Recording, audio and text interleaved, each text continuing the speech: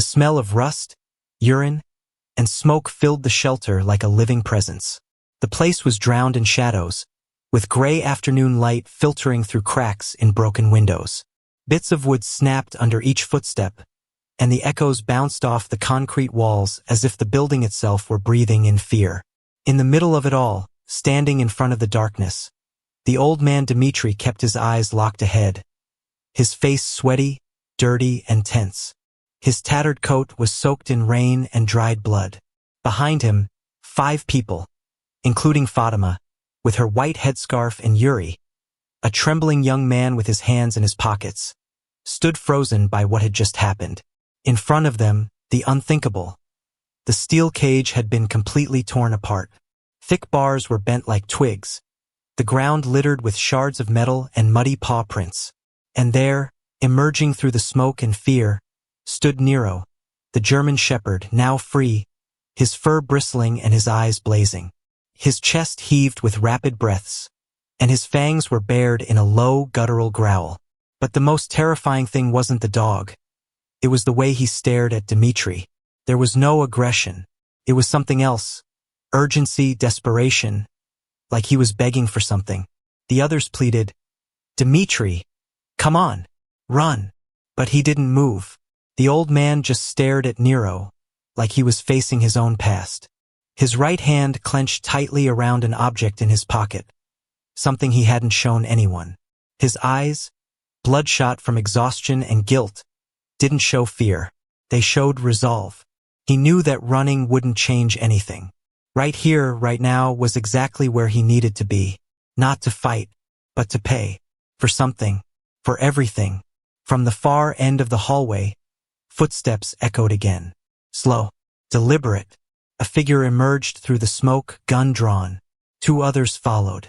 Dark clothing, faces concealed. No shouting. No questions. Only purpose. The eyes of the man in front didn't scan the room. He wasn't looking for Fatima or Yuri. They were just shadows. The target was clear. It was Dimitri. Nero stepped forward. The growl faded into a low, almost human whine. A warning. His muscles were coiled tight, as if at any second he'd lunge into the unknown. But he waited, waiting for a signal, command, or maybe a sacrifice. And it was in that moment, in the silence before the storm, that Dimitri realized they hadn't come for the shelter or the dogs.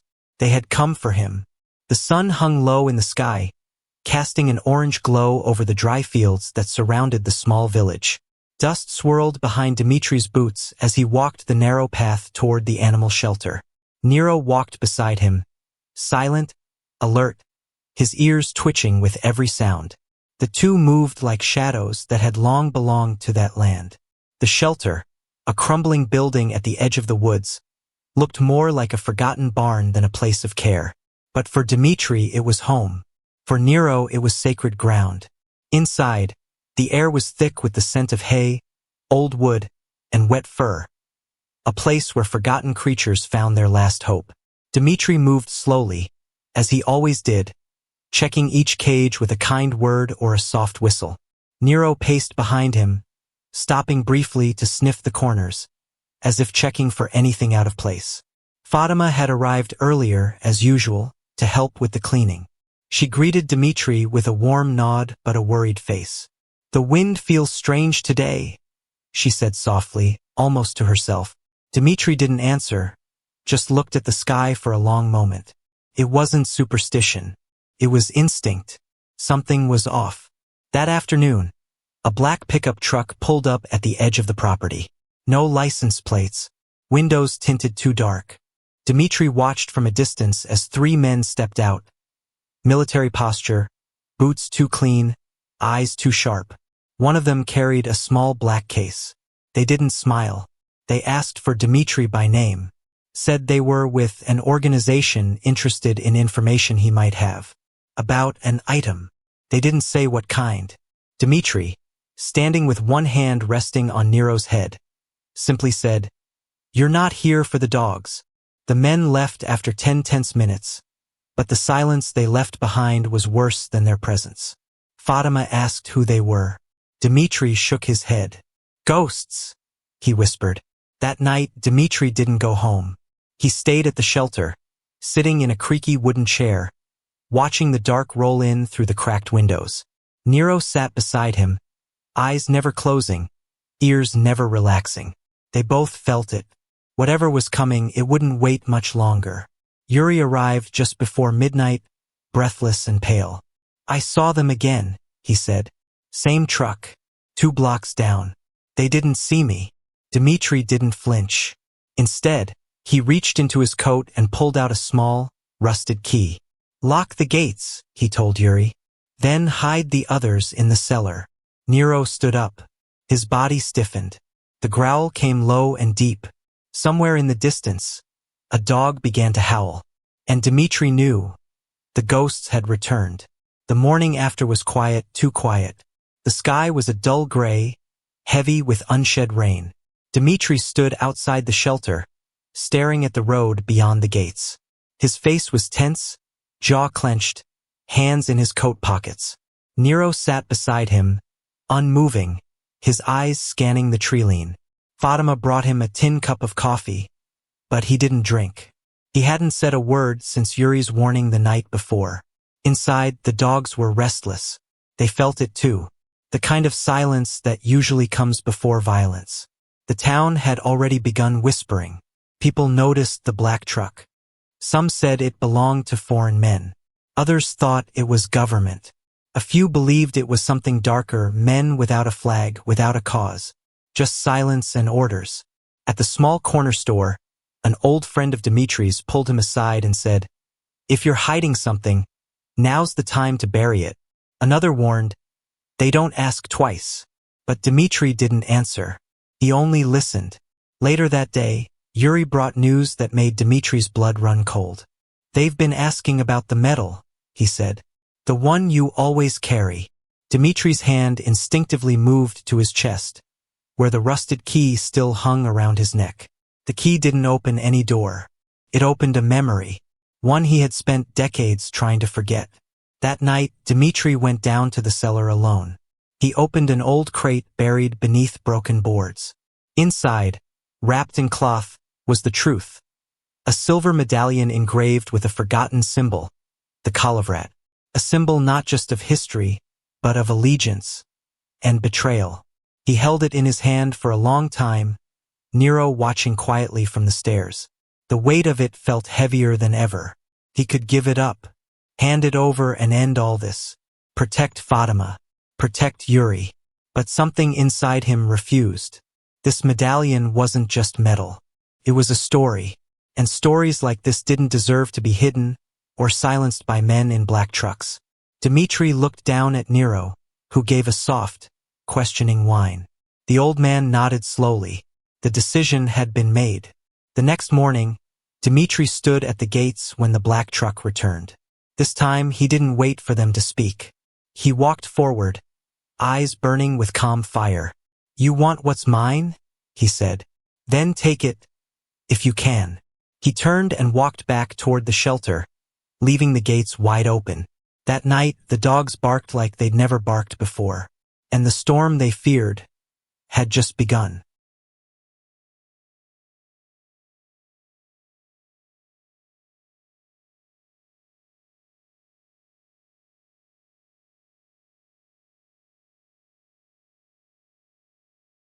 The first signs weren't loud. They were subtle, almost respectful in their cruelty. A broken fence post near the back of the shelter. A single boot print in the mud, too clean to belong to anyone local. Dimitri noticed it all. He said nothing to the others, but his behavior changed. He stopped sleeping in the office and started sleeping on the floor, near Nero's cage. He nailed shut the back window. He reinforced the cellar doors. The wind outside seemed colder now, as if the forest itself was holding its breath. Rumors started to spread like wildfire in the village. Someone saw men in the woods, not walking, but watching. A shopkeeper claimed to have overheard a conversation on a shortwave radio, something in a language he didn't recognize. Yuri returned one afternoon pale as snow. They were parked outside the school, he said. No plates, just sitting there, waiting. Dimitri didn't ask what they were waiting for. He already knew. They were waiting for him to run. But he wouldn't. He had done that once, long ago. Not again. Inside the shelter, the dogs became restless, agitated. One by one, even the calmest of them began to growl at empty corners. Nero refused to eat for 2 days. He paced, non-stop, as if sensing something just outside the edge of perception. At night, Dimitri heard sounds he couldn't explain. Soft clicking noises, like cameras. The scratching of metal on metal. Once, just before dawn, he saw a faint red light blinking from the treeline. When he turned to look directly at it, it vanished. Fatima begged him to leave. Just for a few days, she pleaded. Until it calms down. But Dimitri shook his head. It won't calm down, he said. Not until it gets what it came for. His voice was steady, but his eyes betrayed him. There was a tremble there, a flicker of something old and terrible resurfacing. A memory or a promise, maybe both. Fatima pressed a rosary into his hand, and for the first time in years, he closed his fingers around it and whispered a prayer. That evening, Nero did something he hadn't done in over a decade. He howled. A long, deep, sorrowful sound that seemed to vibrate through the bones of the shelter. It wasn't fear. It was warning, a message to the others. And they understood. Every dog joined him, filling the night with a chorus of ancient voices. When the howling finally stopped, the air felt wrong. Too still, too clean. And that's when Dimitri saw it. The gate was open, though no one had touched it. It happened just after sunset. The light was fading fast, painting the sky in streaks of red and violet. Dimitri was locking the front gate when he heard the crunch of tires over gravel. Not fast, slow. Deliberate. The black truck appeared from the curve in the road, its headlights off. It stopped 20 meters away. The engine idled for a moment before cutting off completely. Silence returned, but it wasn't empty. It was charged, electric. Dimitri didn't move. Nero stood beside him, rigid, ears forward, growling low and steady. One man stepped out. He wasn't the same one from before. This one was younger, clean-shaven, wearing a dark coat and black gloves. His eyes scanned the shelter like someone sizing up a target. He didn't carry a gun, at least not visibly, but there was something even more dangerous about him. He smiled. A soft, polite smile that didn't touch his eyes. Evening, he said, like this was just another visit. Dimitri said nothing. He didn't blink. The man took one step forward and added, "We're here for the item. You know which one." Fatima came to the doorway holding a flashlight. The man glanced at her, then back at Dimitri. "You don't want civilians involved," he said. That was the first warning. Dimitri raised a hand without looking and gestured for her to go back inside. She hesitated until Nero snarled sharply. That did it. She disappeared behind the door.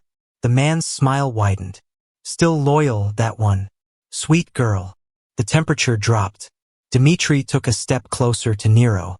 "I told your people," Dimitri said, voice flat. "It's not here." The man nodded, as if amused.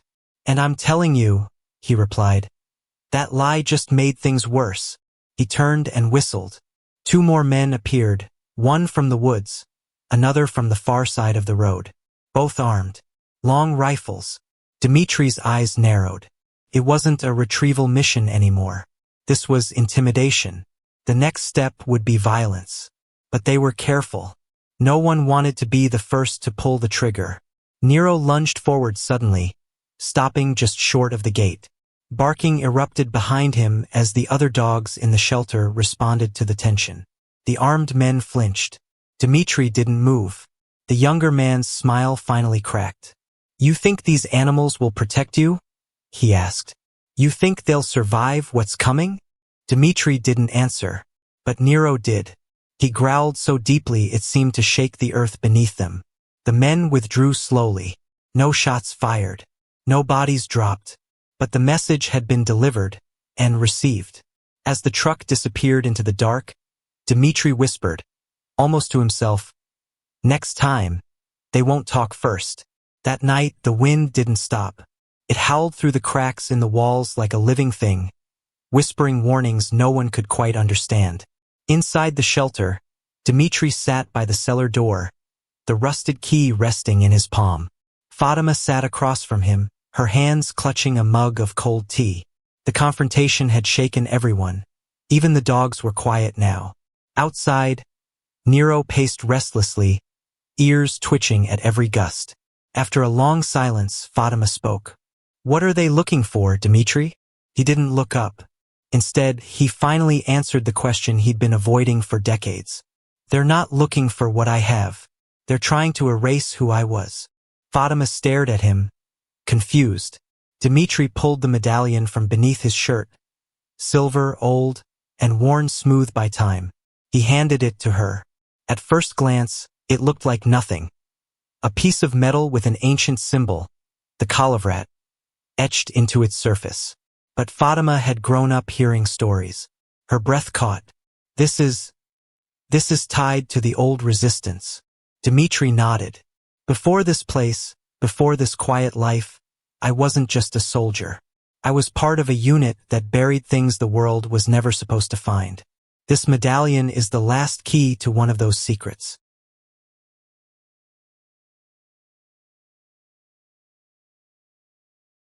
He explained it all. A hidden vault, somewhere deep in the Carpathians, filled with documents, names, and proof of a program so dangerous it had to be erased from every record. Dimitri had been one of the men tasked with guarding its location, and then erasing it. But he didn't. He couldn't. The things they had done, the things they were told to do. He kept the medallion and he ran, changed his name, hid in the quietest place he could find. But the past had a long memory, and now it had found him. Yuri, who had been listening from the stairwell, stepped into the room. "Then why not give it to them?" he asked. "Why not end this?" Dimitri looked at him, pain written across every wrinkle of his face. "Because once they have it, they'll kill everyone who ever knew it existed. You, Fatima, even the dogs. They'll erase all of us. That's what they do. That's who they are." A heavy silence followed. No one needed convincing after that. Meanwhile, across the forest, the enemy was growing restless. One of the gunmen argued with the younger officer from before. "He's stalling," the gunman growled. "He knows we won't wait much longer." Inside the truck, someone issued a cold order. "Next time we take him, no more warnings." And so the decision was made by both sides. There would be no more talking, only action. They came just before dawn. No headlights, no sound, no warning. Only the sudden shatter of glass and the thunder of boots crashing through the shelter's front door. Dimitri woke instantly, but not fast enough. A blunt strike to the ribs sent him to the floor, gasping for breath. Nero lunged from the shadows, teeth bared, but was stopped by a taser shot that dropped him mid-air. The dogs in their cages erupted in chaos, barking, howling, thrashing. Flashlights cut through the dark like swords. The men moved like ghosts, fast, trained, merciless. This wasn't a scare tactic. This was a retrieval. Dimitri was dragged outside in the cold dirt, his coat soaked with dew and blood. His hands were zip-tied behind his back. Fatima screamed from the doorway but was shoved back inside. Yuri tried to run. A crack of a rifle shot into the air sent him crashing to the ground. One of the masked men leaned in close to Dimitri's face. "We warned you," he whispered. This time, no more waiting. A black bag was pulled over Dimitri's head. The last thing he heard before darkness swallowed him was Nero's broken growl fading into silence. When he woke, Dimitri was somewhere underground. A concrete room, dimly lit, the air thick with mildew and cold steel.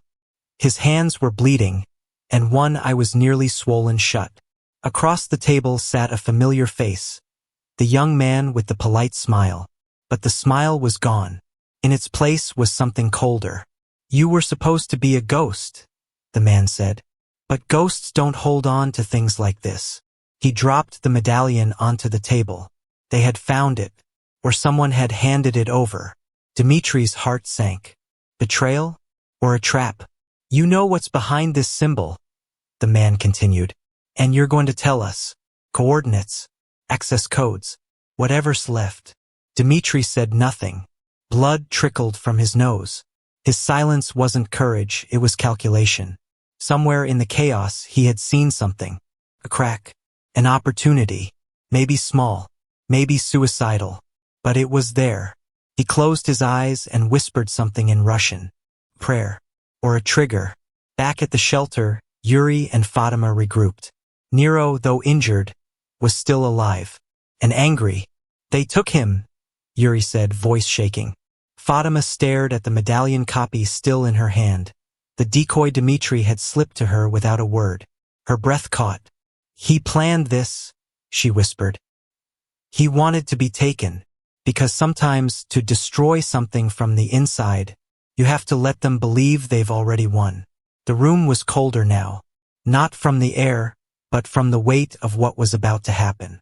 Dimitri sat slumped in the chair, blood crusted on his lip, wrists bruised from the zip ties. Across from him, the young agent paced like a wolf, calm, but ready to strike. Behind him, monitors flickered with satellite images, names, maps. We know what you did in 1974, the agent said.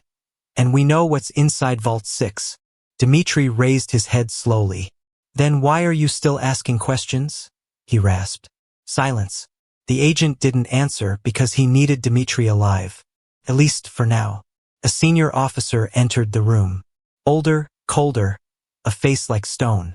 He placed a folder on the table and slid it toward Dimitri. Inside were photographs of Fatima, Yuri, Nero. If you don't cooperate, we make it look like an accident. Fire. Gas leak. Animals escaped and tore the place apart. Dimitri looked at the photos, his jaw tightening. You think I'm afraid to die? He said quietly. I'm not. The officer leaned in. We know. That's why we'll start with them. And that was the real threat. But then something unexpected happened. A third figure entered. A woman, dressed like the others but without a mask. Her eyes met Dimitri's and for a moment, everything stopped. Stand down, she ordered. Her badge flashed. Internal Affairs. Shock rippled through the room. The agent stuttered. This isn't your jurisdiction. It is now, she snapped. We've been tracking this operation for months. Unauthorized detainment. Torture. Black site operations under false authority. She turned to Dimitri. You were bait. And they took it. Dimitri blinked, trying to process the shift. You used me? He asked. No, she replied. We trusted you'd survive long enough to expose them. You did more than that. Armed officers stormed in. The senior agent and his team were disarmed, shouting protests. Dimitri was released gently. The Internal Affairs officer helped him to his feet. Your medallion was the key not to the vault but to the names. They've been hiding in plain sight. Dimitri looked down at the symbol. For the first time, it didn't feel like a curse. Felt like justice. Back at the shelter, Fatima and Yuri prepared for the worst. The sound of approaching vehicles sent them running to the gate. But it wasn't the enemy, it was Dimitri. Bruised, limping, but alive. Nero pushed through the crowd and lunged toward him. Not to attack, but to embrace. The old man dropped to his knees as Nero buried his head into his chest. Dimitri whispered something only the dog could hear. Good boy. We're not done yet.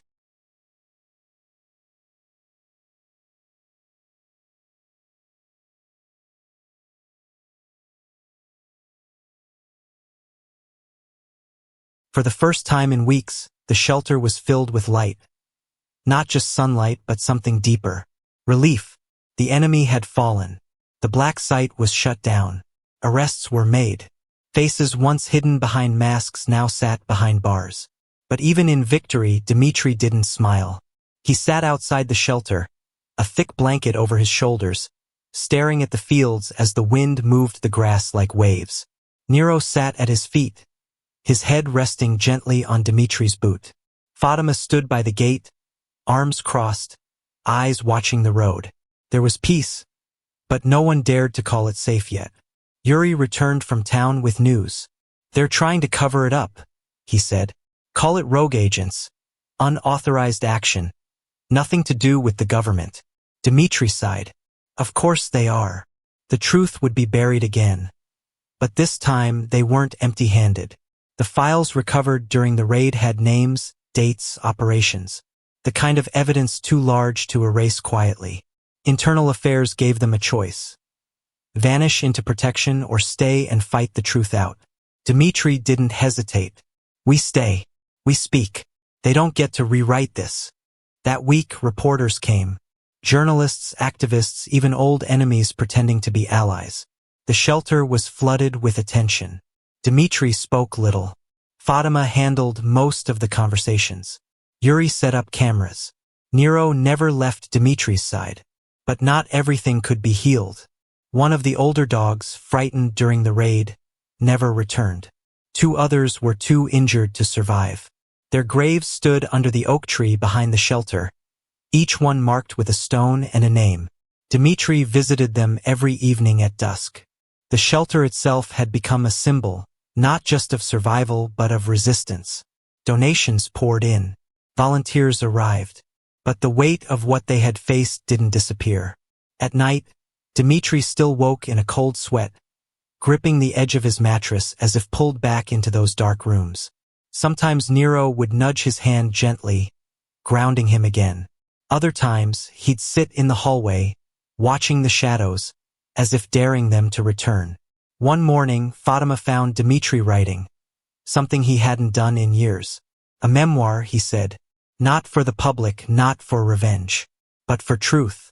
If they try to bury it again, he said, someone will dig it back up. She nodded and placed a hand on his shoulder. You're not alone in this anymore. And just like that, something shifted. Not everything was healed, but something had begun. 2 years later, the shelter looked almost unrecognizable. The old fences had been replaced. The cages were newer, cleaner. There were painted signs out front, fresh gravel on the walkway, and benches beneath the old oak tree. But the spirit of the place, that quiet resilience, was still there. Dimitri sat on the porch, a cane resting against his knee, watching the horizon as the sun began to set behind the hills. His beard was grayer now, his posture slower, but his eyes remained sharp. Nero, older too, lay at his side, his muzzle speckled with white, his breathing deep and steady. Every year on that same day, a small group gathered. Fatima brought flowers. Yuri brought his camera.